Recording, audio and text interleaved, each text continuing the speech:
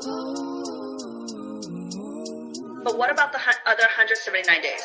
We can't just celebrate them for one day a year or 1 month a year. We can't just say, okay, Black History Month and we're done. We have to celebrate our students all year long and we need to change the curriculum. You know, we talked about decolonizing curriculum. I am purposeful in the books that I choose to use in my classroom because yes, I can teach Number the Stars for the 600th time, or maybe I can decide to use a book that reflects my students. How do we attract API educators into the workforce and support them throughout their professional journey? In this episode, we wrap with Yan Yii on increasing the number of API educators that are coming through our teacher pipelines and emerging as union leaders. What up? Talo falava, alo uingoa o, Estella. My pronouns are she, her, hers, sis, and uso. What's good, family? This is Gabriel. ¿Cómo está? Pronouns he, him. I have the pleasure of introducing our guest today, Yan Yii. Yan is a 5th grade teacher in Canton, Massachusetts, local board president of the Canton Teachers Association, NEA Board of Director for Massachusetts, and serves as the Northeast Regional Director for the NEA Asian and Pacific Islanders Caucus. We want to be intentional, though, about not centering our professions above who we are. So, Yan, could you please share with us who you are, how do you identify, and who are your people? Hi, as you said, I'm a 5th grade teacher. I'm in my 14th year of teaching in Massachusetts public schools, and I am one of 6 or 7 Asian Pacific Islander NEA Board of Directors, and I think that number has doubled since last year, which is pretty exciting. I would say that I am the proud daughter of 2 immigrant Chinese parents. My dad grew up in Malaysia, and my mom grew up in Hong Kong. And, you know, being Chinese has always been a huge part of who I am, but it's also been an interesting divide growing up in America because, I've always been split between being, speaking English and speaking Chinese. Even in elementary level, it was, my life was so split in two, having my Chinese school on Sundays while all my friends went to church, and then going to American school on, during the week. And that was a huge part of my life, separating out, who I was at school and who I was at home, what I spoke at school and what I spoke at home. And, it's funny being bilingual. My friends have always asked, they're like, when did you learn how to speak English? And I'm like, I don't remember. I know I went to school speaking English. I know that my brothers have always only spoken to me in English, but my parents only speak Cantonese to me. Boston is a huge Cantonese community, or it used to be anyways. It's a little more mixed now in our Chinatown, but it's an interesting divide because I remember being in college and having friends who made fun of the way I talked. And my English was spoken weirdly for my American friends, and my Chinese was off for my Chinese friends. It's this difficulty finding a place where you really belong. But I would say, a huge part of why I became an educator was because of learning about my identity and being that kid who always loved school. I mean, like I said, I'm the kind of kid who didn't mind homework because I love school so much. I was going home and playing school with my little brother. And I remember, being 10 or 11 and my brother convincing me there was school in the middle of a snowstorm. And I walked all the way to school because I wanted to be there. And then I promptly went home because there was no school. And, but it's some of those interesting things, like growing up, aside from going to Chinese school, I really didn't see a teacher who looked like me. Now, I loved each and every single teacher I ever had. I loved making that connection with them. But I think it was really disappointing to not see anybody who looked like me, except when I went to Chinese school, where everybody looked like me. So it was this place where I never really felt like I belonged. I grew up in Somerville, Massachusetts, which is pretty diverse. And in 8th grade, we moved to Stoneham, which is 98% white. And all of a sudden, it felt like I had even less of an identity. Like I didn't know who I was supposed to be. And there was no one really who looks like me.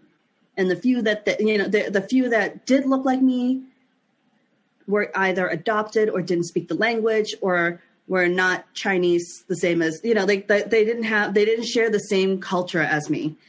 I think that's the reason why when I went to college, I went to Simmons University, and the minute I got in there, I signed up for Chinese classes. I became an East Asian Studies major, even though I am not a history person at all, because I felt like I needed to find my identity. And I joined the Asian Students Association. Like it was literally grasping at anything that could help me feel like I had some sort of identity.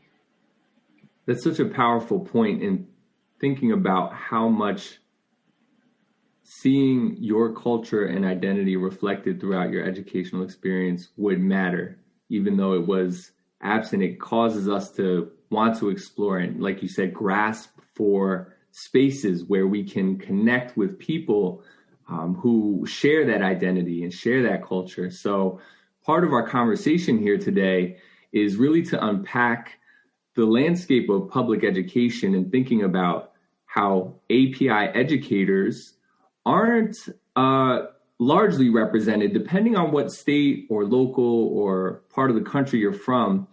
But Yan, I wanted to ask you, from your perspective as an API educator and a union leader with perspective across the state, but also nationally, why do you think there are so few API educators in the workforce? Well, I think part of that, especially in the East Asian culture, is built into our culture, right? It's this idea of, is being a teacher a good enough job? I mean, I know when I came home from college and said, I'm going into education, that was my junior year of college. I had already said that I was going to be a psychologist. And all of a sudden I came home and I said, I'm going to be a teacher. And no one was upset that I wanted to be a teacher, but they were like, are you sure that's the journey for you? Are you sure that's where you want to be? Do you know how much a teacher makes? Is that a good enough job for you? But like I said, I've always loved education. I think it's the perfect job for me. I think it's one of those professions that you're kind of born into. But I don't think it's celebrated among many cultures, particularly like of my Chinese parents. Like I said, they didn't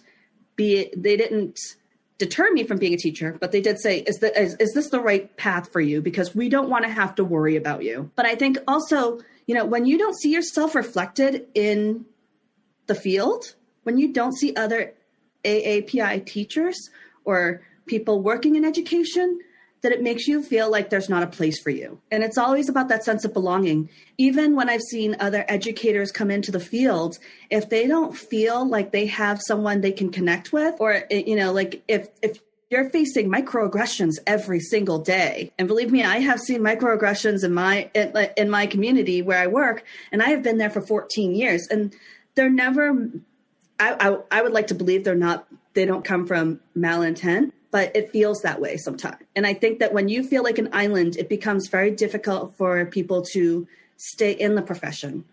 If you have been brave enough to join the profession, it's more difficult to want to stay in the profession. I can definitely relate to that portion. Just again, that whole idea that we need to have representation in part so we can see ourselves in those roles. And the question that you asked, is being a teacher a, quote, good enough job? And that narrative playing out in perhaps immigrant family experiences with the whole idea of migrating to the United States is to try to climb this ladder of socioeconomic elevation in some way. I wanted to also ask Estella, since, our co-host here is a classroom educator out in California, do you feel like there's a strong representation of API educators throughout the West Coast in California, or how is the perception of API representation out there in your spaces? In my observations, I would say definitely not enough, especially as a PI educator, as a Samoan educator, definitely not enough. Part of the reason why I chose to become an educator, and I feel like there's a list of reasons why I chose education as my profession. And I agree with Yan. It is definitely like a calling, right? Like this is folks who choose this. This is a lifestyle. And it's far more than just a job or a career. And so there are so many reasons why I chose to be a teacher. But one reason why I chose specifically to make sure that I came back home to teach, aside from my great aunt saying to me right before she passed away, I was the first in my family to go to college, first to finish. And my aunt, before she passed, she said, you know, all of that will do no good if you stay in your ivory tower.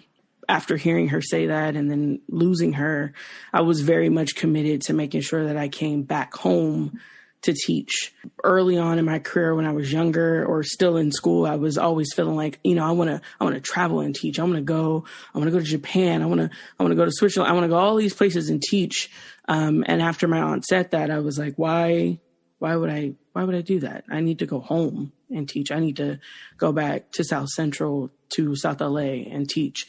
And so I ended up coming back to the South Bay to teach because I had assumed that this was going to be a place where I could teach Black and Samoan kids just like me.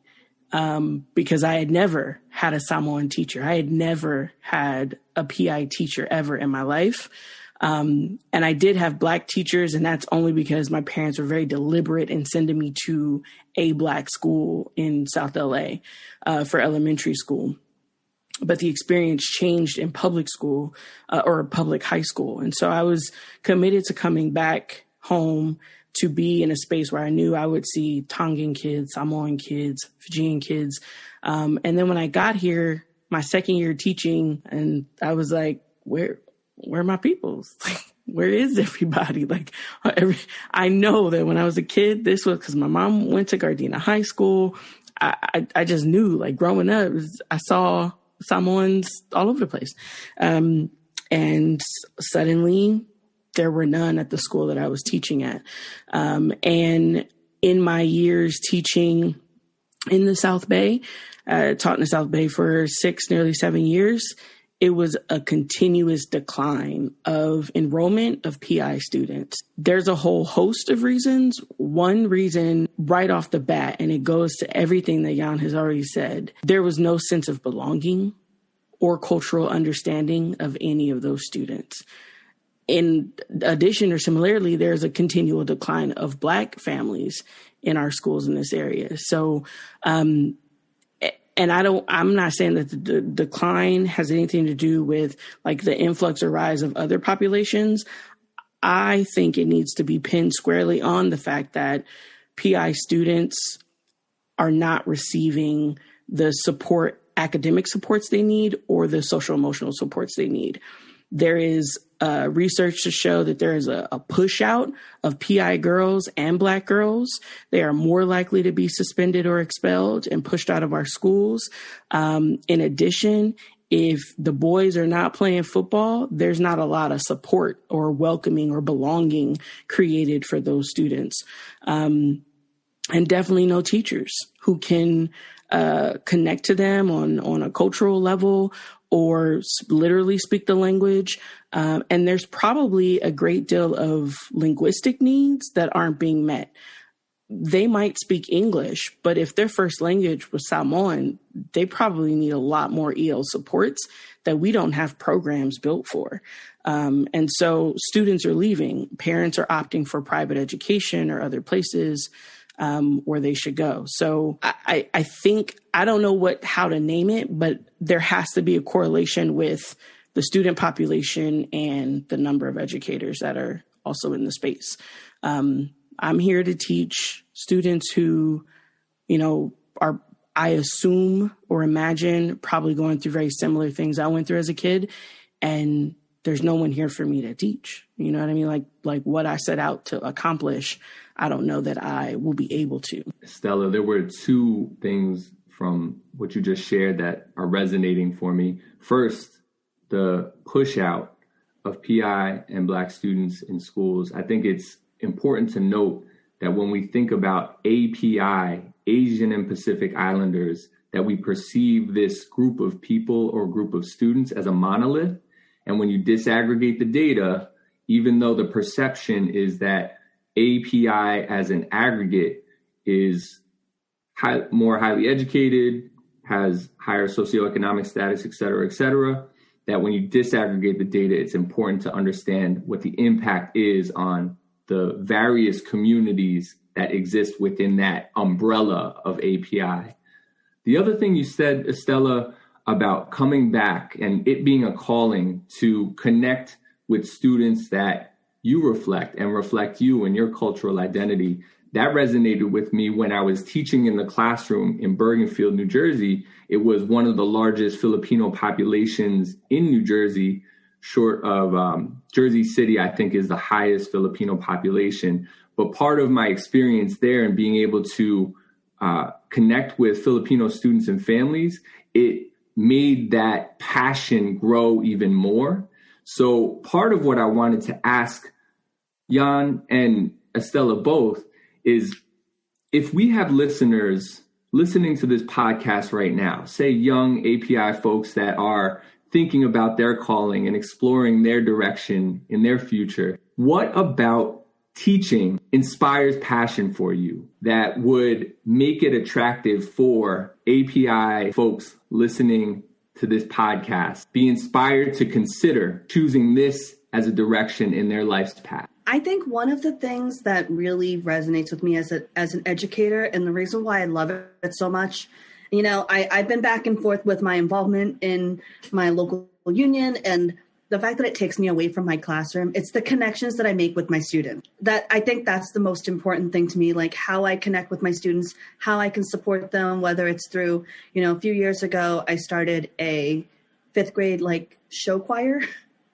Might have been a little bit Glee inspired, but it's the fact that they were my students were willing to give up their recess once a week to come sing with me and dance with me, or an art club after school. They're willing to give up their time, but it's that making those connections with the students and then having those students come back and say, you really changed my life. And I think, when I first started teaching, I had a student who was probably the most happy-go-lucky child I'd ever seen.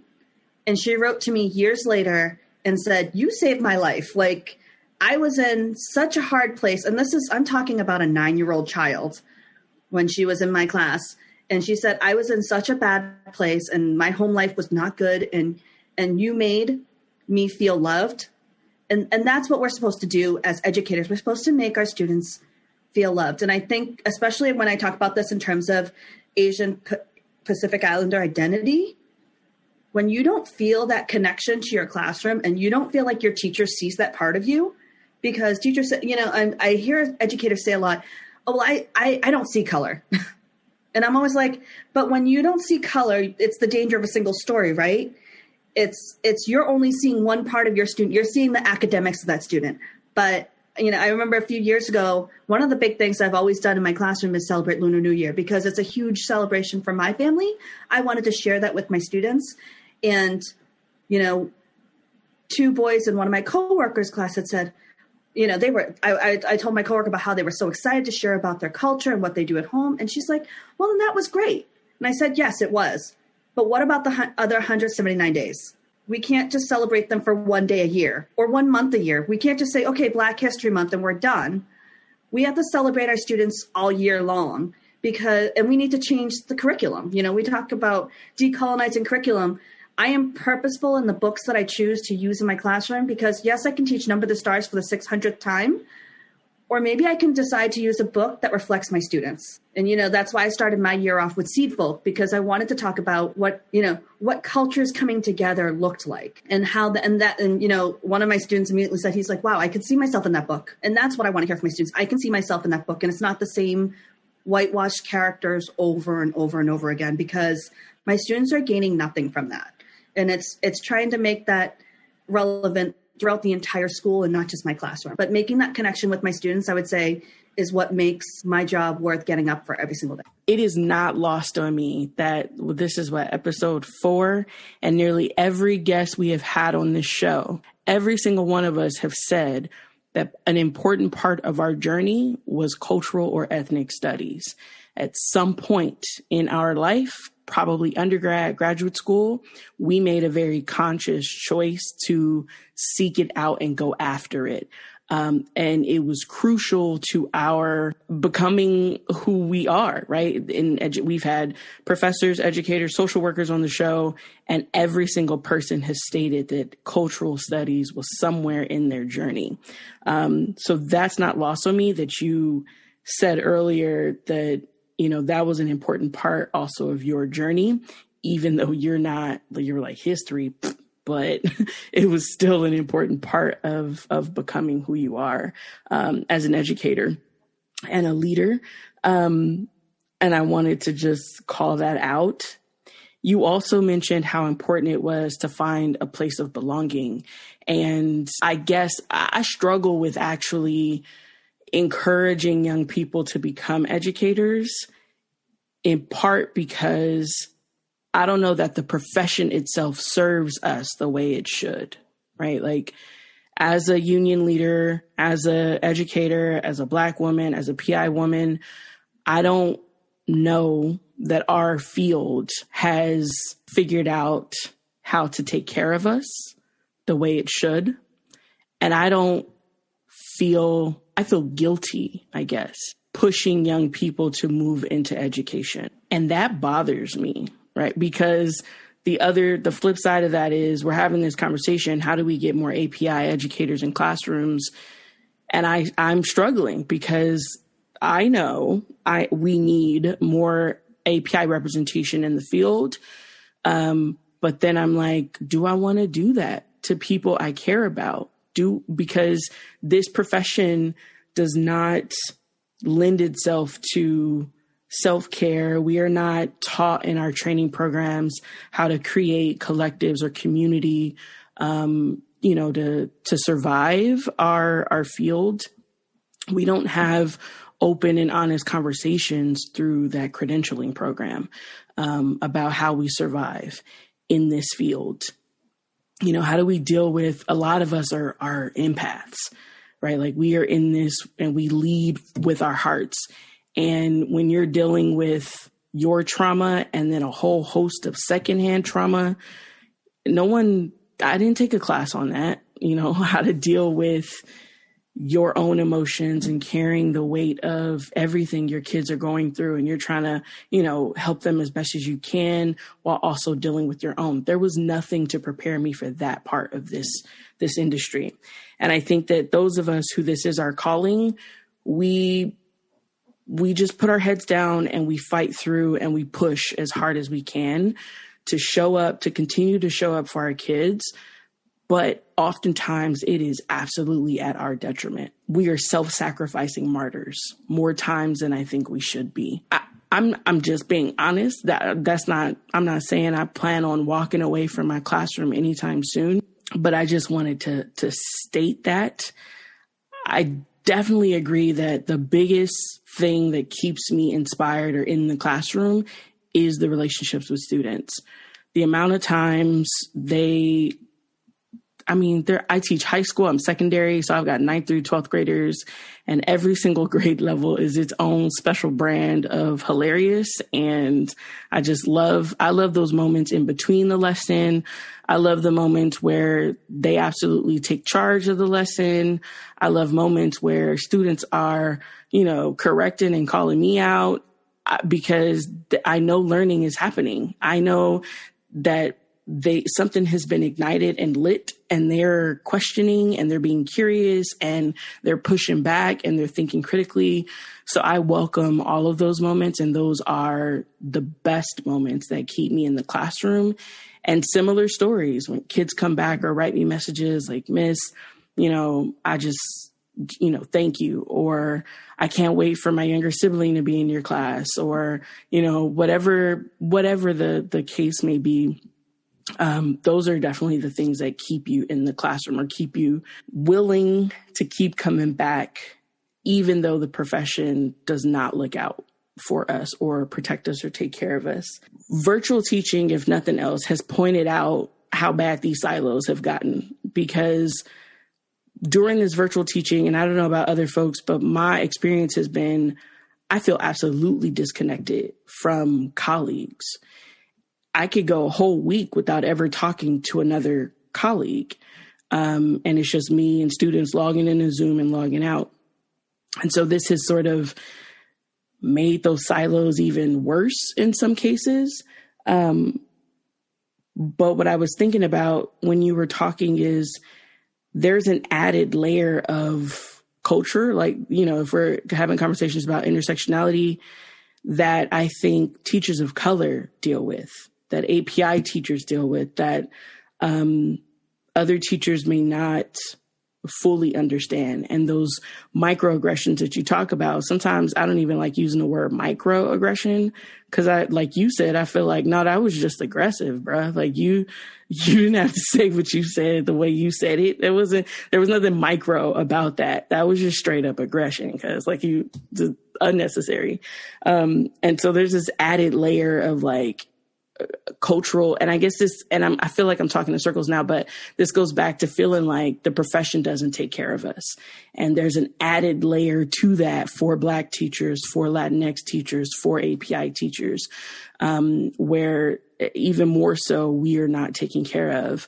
And so not only do we then burden the responsibility, or we shoulder the burden of having to show up for every single kid who looks like us and sharing those experiences as first generation Americans and immigrant students, but we also then have the extra task of showing up for all the educators across the field who also share in, you know, why I had to go all the way to college just to figure out who I am and what my calling is, and find a place where I could be and exist and belong.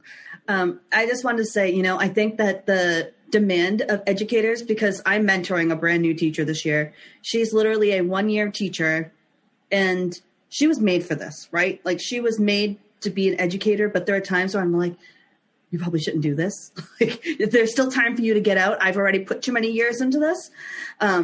You know, I think back, you know, when the Boston Marathon bombing happened, and the next day when my students came to school, they said, what are you going to do to protect me? So all of a sudden, and my fifth graders are 10 years old. All of a sudden, I'm not just your teacher now. Now I'm your protector. Now that is my job to sacrifice myself, and I would willingly do it for any of my students to protect them. And then on top of it, now we're in a pandemic, and we're learning in person. So, you know, I'm going to be 100% honest. I was exposed at school, and I'm under quarantine right now, isolation right now.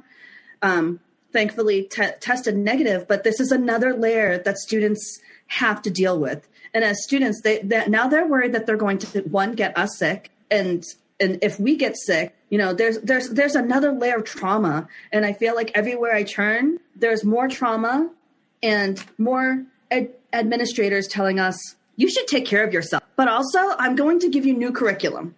I'm going to give you this, and this to do, but I'm not going to take anything off your plate, but also take care of yourself. And I want to be able to tell new teachers it will change, because let's be honest, public education has been a pendulum.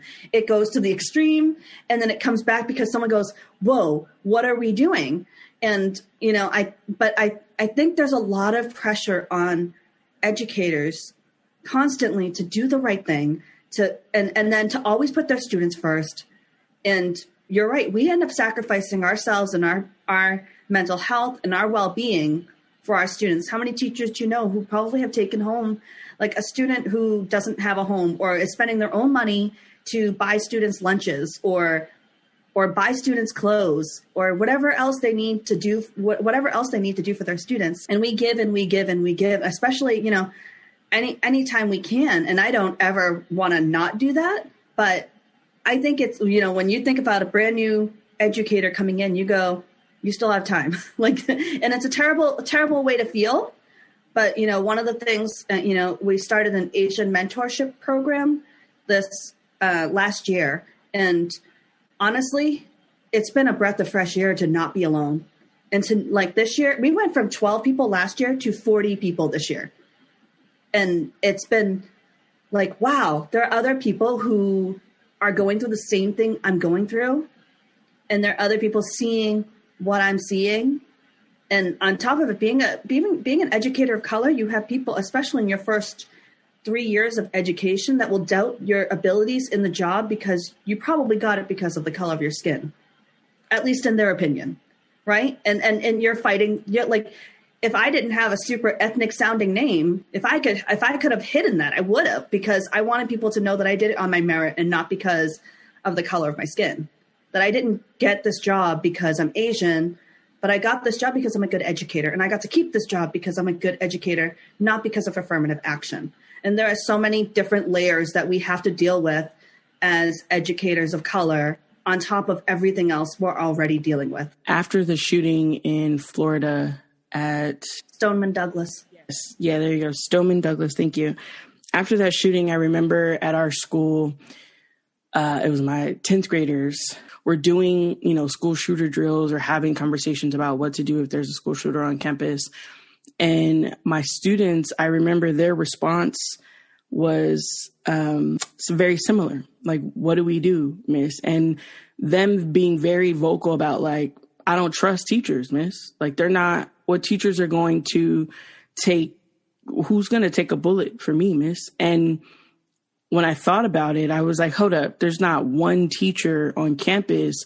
And then students stopped and thought, and they're like, well, I guess I'm coming to this room and we can figure it out together. And I had to have an honest conversation with students about, like, now that I'm a mother and a wife, my perspective has changed, right? Like, my first year of teaching, maybe it would have been, and I can't say what I would do in a terrible moment like that. But, I know that my first year teaching, my attitude was probably more like, I will do whatever to protect my students. I took an oath, right? Like, I'm going to protect my students. And after having my daughter, I had a conversation with another educator. We're talking about what do we do in events like a school shooting. And she said to me, I know that you are willing to take care of your students. We know that. No one is questioning that you are a good educator, but your responsibility now is different because you have a child to make it home to. And that cut real deep and hit different. And I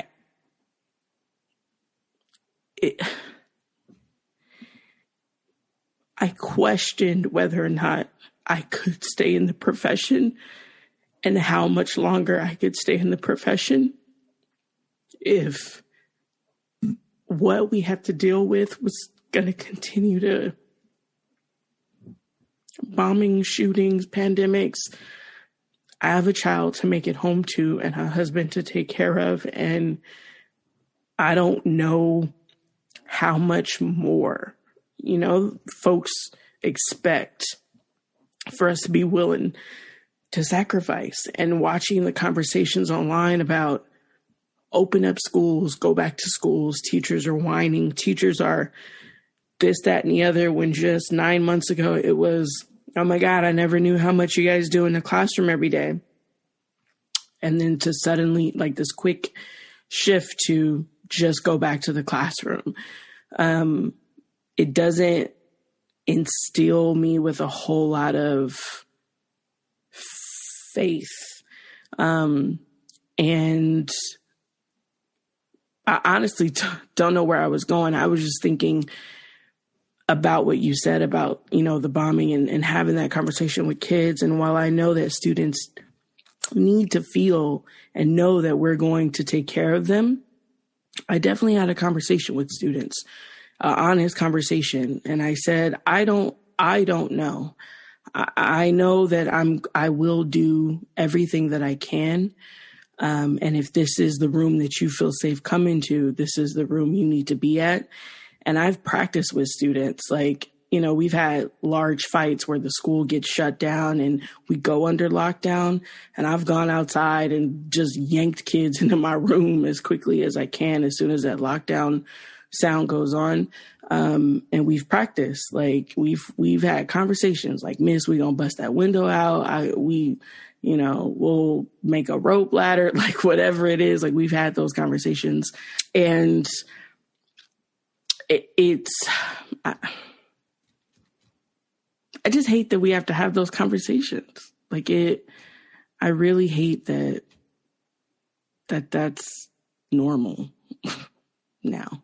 The amount of pressure that educators are feeling, especially in this moment, being the nurturers, caregivers, and now being asked to be the protectors, the overwhelming workload, the self-sacrifice physically, mentally, emotionally, and as Yan mentioned, in some cases financially, even dealing with the Eurocentric curriculum in some ways is a form of emotional violence that we as educators are expected to perpetuate onto our students.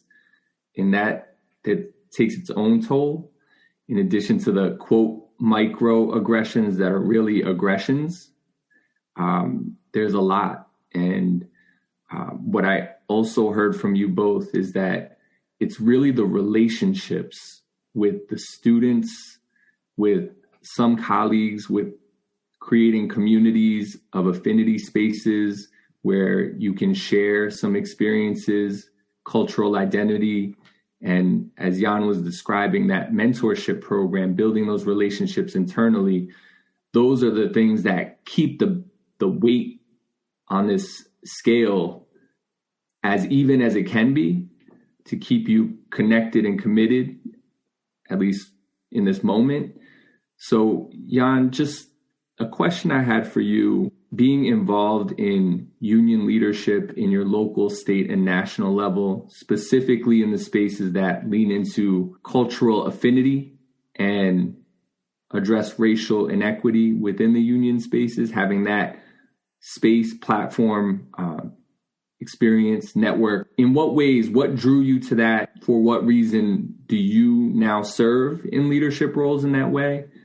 And what would you say to folks that are currently API educators, but not as involved in their union at the current moment? What would you say to those folks? So I took a class a few years ago, maybe like 2 years ago, on how to not burn out. And I was like, wouldn't there be irony if I burned out while taking this class on how to not burn out?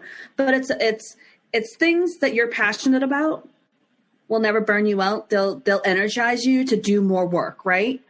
I have a painting here, and I think it's a Gabriel Tanglau quote. We rise by lifting others. I painted it a few years ago. And it's always, I'm always searching because basically how I got involved was somebody said, hey, you'd be really good as a building rep. And then a few years later, they were like, you should step into the role of secretary. And then it was, you should consider running for a union president. And I became the NEA pick because you told me you should try this out. And I said, well, okay, I'll give it a shot, right? Because part of union work is about identifying other leaders, and we rise by lifting others, right? It's not about the power grab. It's not about staying in power.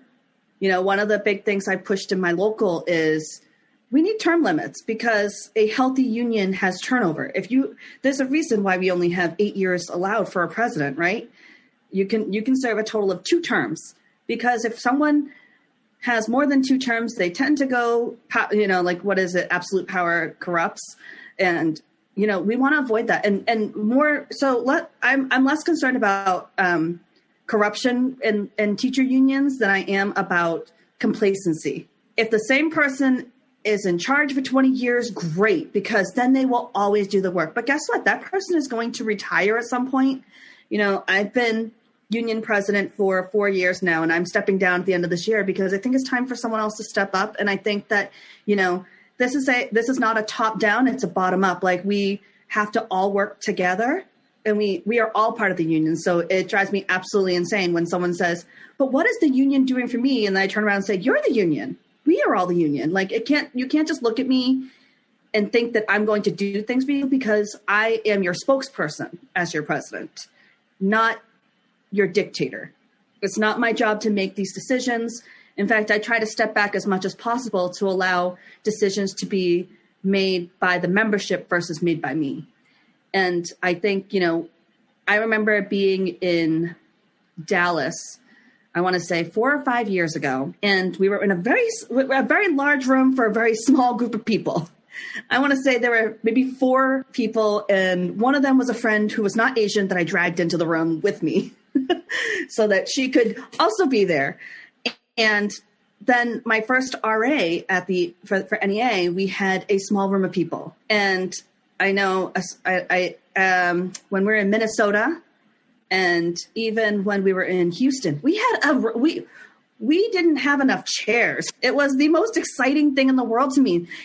Our group has gotten so large, they put us in a small room and we didn't have enough chairs. It's this, and you feel comfortable. Like, I love the term we use in APIC, Ohana, like family. We're family together. Like, it is our APIC family. Like, we're small, but we're mighty, right? Like, we want to have that voice, and we want to fight for what's right for not just us, but for everyone.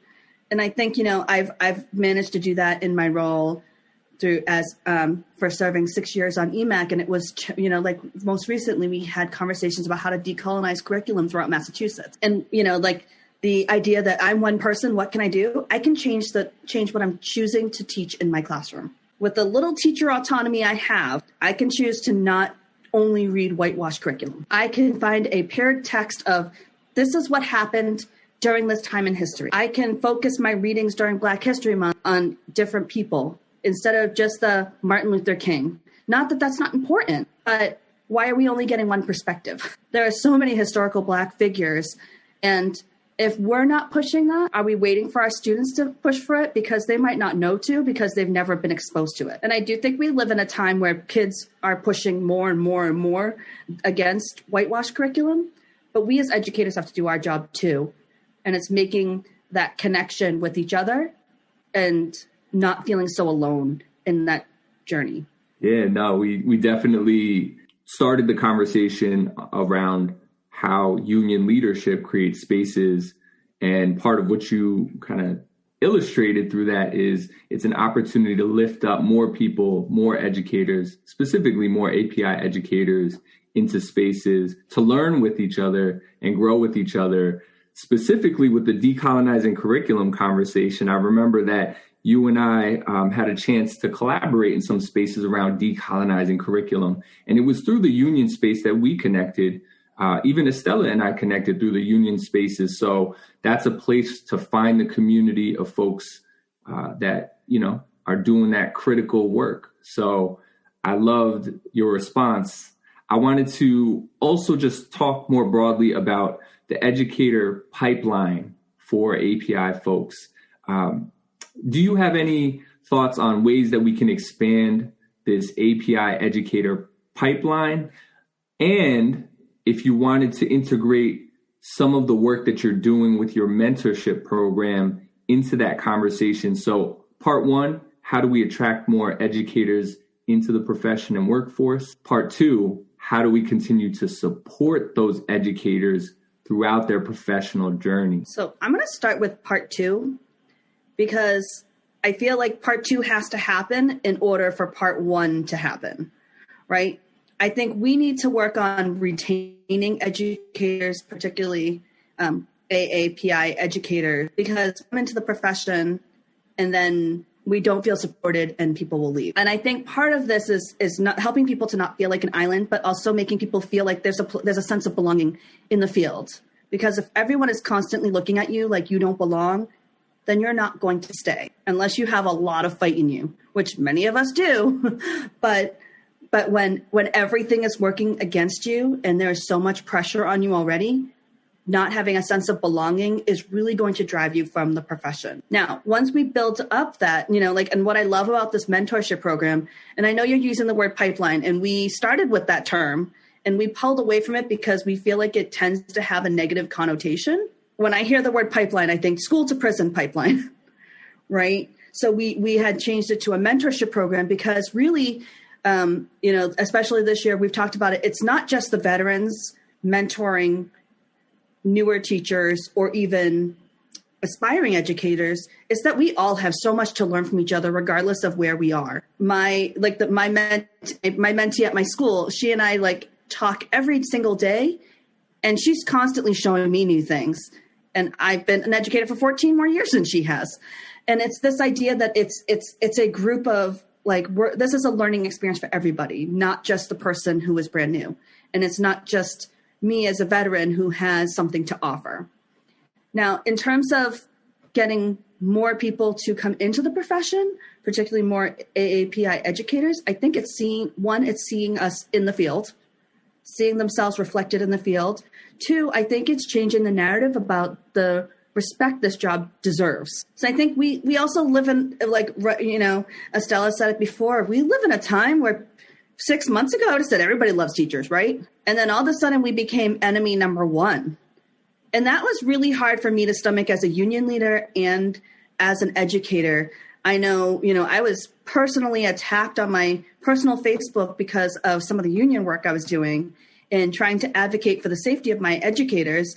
And someone had said, it sounds like you don't really want to be in the classroom. Maybe you should consider a change of profession. And I was like, first of all, this is my personal Facebook. Second of all, I had your child in 5th grade, so I know you know what a good educator I am.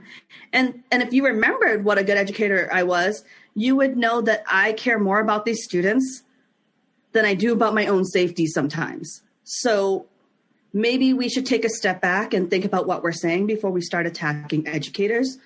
But it's having that connection and being able to support them and changing that narrative. But I also think it's not like, you know, right now we were like, okay, we're going to find AAPI students in college who are already in education. Well, guess what? There aren't very many of them. Like, we need to get to you before that. We need to get to them in high school. We need to get to them in middle school and elementary school. We need to dig as deep as we can. And part of that digging is going to be reflecting ourselves in the education field. I think if you don't see yourself there and you don't see that as a possibility, and if people are constantly telling you don't be a teacher, it's not worth it, or you won't make enough money, or those who can do and those who can't teach, like all of those feelings, though, that's what prevents people from becoming educators. And I will say this, as much as my Chinese mom complained about me becoming a teacher, when she talks to my aunties, she's always like, and my daughter is doing this in her classroom, and you should see the pictures of her classroom. And then she's always saying to my nieces and nephews, you should listen to your auntie. She's a teacher. She knows what she's doing. Right. So like that always makes me feel a little bit better, because for years I was like, and you know, like, and it is this question, did I choose the right profession? I think when I turned 30, I was like, okay, this is it. Am I going to stay here because I'm investing in my retirement now? Or am I going to consider changing my career? And honestly, I can't see myself doing anything else. I had the same thought at 30. Am I in it or am I going somewhere else? And my dad was the same way with, you know, are you sure? Teaching. Also, I was a double major in theater. It was Black Studies and theater, and I knew I was going into education. And I don't know what it is about Nigerian parents, but it is theater. You're going to be a clown for the rest of your life. Like that was the thought process. I was like, excuse me. But I wonder how much of that, because it's come up in previous episodes, and Gabe, you mentioned too about, you know, the need of immigrant children to push and push and push and do great in school and speak, you know, in Nigerian families speak the King's English is what we say. And I wonder how much of that is just a product of assimilation or trying to align with whiteness. And so, I mean, I hate it, kind of makes my skin crawl, you know, and then of course that imposter syndrome, it just looms. It just like nags and looms. And I don't know what to do with those feelings or thoughts, because I know first gen kids are going to deal with that. I don't know how to help kids move past that, honestly, because it's not something I've ever learned to fully cope with, move past, or deal with. Every time I think I'm in my stride and I've dealt with those emotions, again, I'm still feeling like, did I do enough? Is this good enough? But then, like you said, then I hear my dad go, oh, well, my daughter, blah, blah, blah, blah. And I'm like, really, Dad? Because when I told you I switched my major, you showed that is not what you said. But anyway, you mentioned like our API spaces is like Ohana. And one thought that I'm having, and thinking about how we make sure that we've got safe affinity spaces for API educators. And our union is definitely one of those spaces with our ethnic caucuses at the state level and the national level.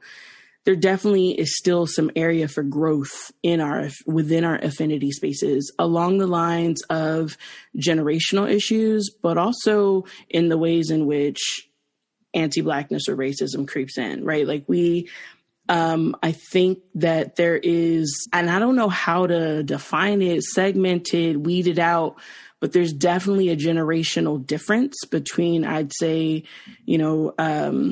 teachers who are currently within their first 10 years to our educators who, they're 20 plus year veterans. There's a sort of we don't necessarily see eye to eye when it comes to cultural, ethnic issues. And part of that might be because our education, once we found those cultural spaces of belonging in college, I imagine probably looked very different for some of our elders in the profession. And so I think our level of race or critical race consciousness is not in the same place.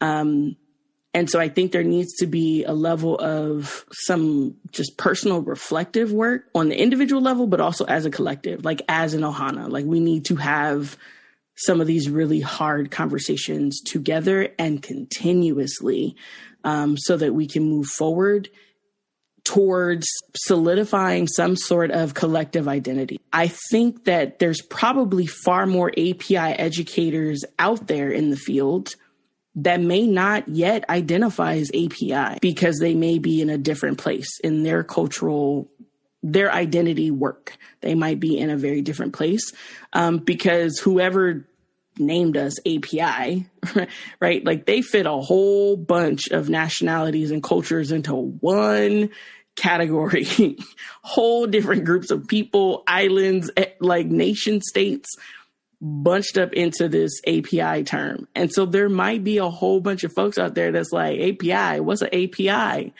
When that's probably technically where they would belong if they knew what box to click on you know what I mean?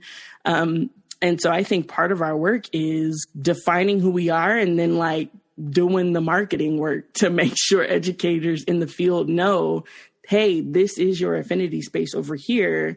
We've got your back. Your Ohana is right here. If you come on over, join us, take a seat. And then we can continue to do that reflective work, transformation work together. As we close today, I'd love to ask you, what is one thing that gives you hope in this moment where hope may be hard to find? I think one of the things that makes me hopeful is that at my very last class of 2020, it was December 22nd, I asked my students, what is one thing you are thankful for from this past year? And they were like, the fact that I can come to your class, come to school. I had kids who wanted to be in school, whatever capacity we were going to do this, they wanted to be there. And that meant the world to me, the connections we've made. And one of the things, even being in hybrid, I know, what I worry every day about the impact of that, but I see how close my cohort A is to themselves, and I see how close my cohort B is. And I do a lot of work where, the students, I teach synchronously all day long. So the student, they are constantly working with each other, and the bond that they have as a class, I think that's what makes me really hopeful. And, in terms of being an API educator, the thing that makes me the most hopeful is that we tripled in size in our mentorship program, that we're out there and we just have to fight. You had to dig a lot because especially in Massachusetts, many of our API educators are actually not in the same union. They're part of the AFT and not the NEA because they're part of Boston Public, which is the largest local we have. And some of us are literally islands alone in a small rural town in Western Massachusetts. But the fact that they found us and they said, this is where I feel like I'm connecting. It's the connections that we're making that I think allow me to be hopeful. Fa'afatai Talalava, thank you for listening. Salamat, thank you for listening. We want to thank our special guest, Yan, one more time for rapping with us tonight. We appreciate you. Continental Shifts podcast can be found on Podbean, Apple, Spotify, Google, and Stitcher. Be sure to like and subscribe on YouTube for archived footage and grab some merch on our site. And join our mailing list for updates at conshiftspodcast.com. That's CONSHIFTS podcast.com. And follow us at con_shifts on all social media platforms. Dope educators wayfinding the past, present, and future. Keep rocking with us, fam. We're going to make continental shifts through dialogue with love all together. Fa Fatai, thanks again. So fa, deuces. Peace. One love.